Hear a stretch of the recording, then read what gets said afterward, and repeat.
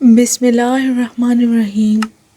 اے جنوں اور انسانوں کی جماعت، کیا تمہارے پاس تمہیں میں سے رسول نہیں آئے تھے جو تمہیں میرے احکام سناتے تھے اور تمہیں ڈراتے تھے اس دن کی ملاقات سے؟ یہ آیت اس بات کی دلیل ہے کہ جس طرح بنی نوع انسان میں پیغمبر مبعوث کیے گئے تھے، اسی طرح قوم جنات میں بھی انہی میں سے نبی بھیجے گئے تھے۔ جنات کو آگ کے شعلوں سے پیدا کیا گیا۔ جنات علم ادراک اور صحیح و غلط میں فرق کرنے کی صلاحیت رکھتے ہیں۔ جناتوں کو انسانوں کی طرح احکام اور فرائض دیے گئے ہیں اور وہ ایک خاص شریعت پر چلتے ہیں۔ انسانوں کی طرح ہی ان کا بھی جزا و سزا اور حساب و کتاب ہوگا، اور ان میں ایک گروہ مومن جبکہ دوسرا گروہ کافر ہے۔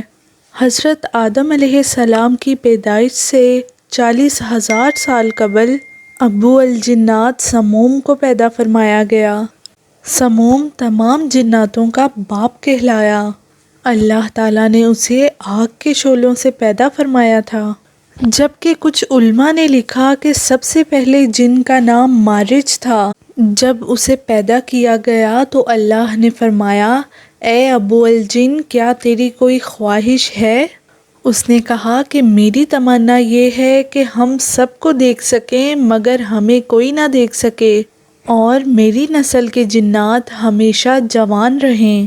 اللہ تعالیٰ نے اس کی یہ تمنا پوری فرما دی، لہٰذا جنات تمام مخلوق کو دیکھ لیتے ہیں لیکن انہیں دوسرے لوگ نہیں دیکھ سکتے، اور جب وہ مرتے ہیں تو زمین میں غائب ہو جاتے ہیں، اور ان کا بوڑھا بھی جوان ہو کر مرتا ہے، یعنی انہیں بچے کی طرح کم عمری میں لوٹا دیا جاتا ہے۔ پھر اللہ نے اس کی بیوی مرجا کو پیدا فرمایا۔ ان دونوں کے تعلق سے ایک لڑکا اور ایک لڑکی کی پیدائش ہوئی۔ کچھ عرصہ بعد ان کے بھی لڑکے اور لڑکیاں ہوئی۔ اس طرح ان کی تعداد بڑھتی چلی گئی اور وہ 70,000 کے قریب ہو گئے۔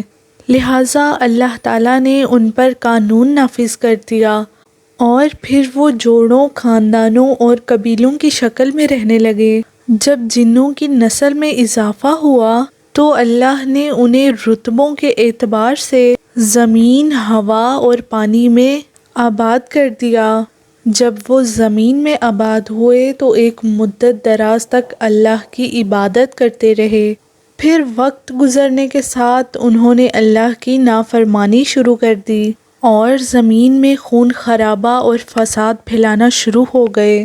ان کا ایک بادشاہ تھا جس کا نام یوسف تھا۔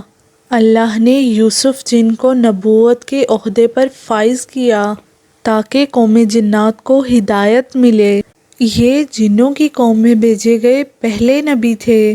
جب انہوں نے اپنی قوم کو دعوت حق دیا تو جنوں نے انہیں قتل کر ڈالا، لہٰذا بطور سزا اللہ تعالیٰ نے آسمان کے فرشتوں کو ایک لشکر بنا کر بطور سزا بھیجا۔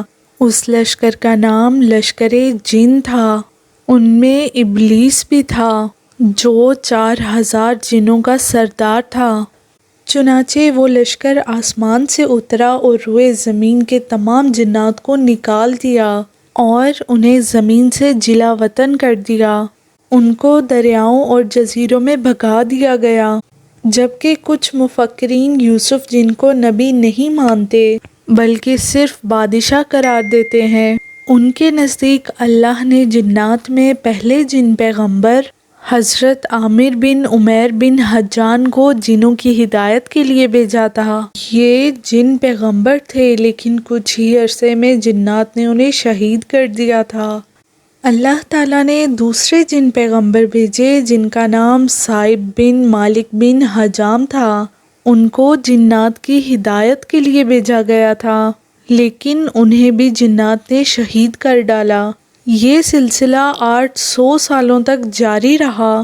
ان میں بلیکا، چلپانیس، جان اور کئی جن پیغمبر مبعوث کیے گئے۔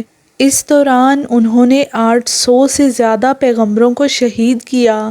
اس کے بعد اللہ نے قوم جنات پر عذاب نازل فرما دیا اور جب ان پر قہر نازل ہوا تو زمین کا بڑا حصہ ان سے صاف کر دیا گیا۔ ان میں سے چند اطاعت گزار جن بچ گئے جو پہاڑوں، سمندروں اور غاروں میں چلے گئے۔ لہٰذا جنوں پر ایک لشکر بھیجا گیا جن کا سردار عزازیل یعنی ابلیس تھا۔ انہوں نے روئے زمین سے جنات کو بھگا دیا۔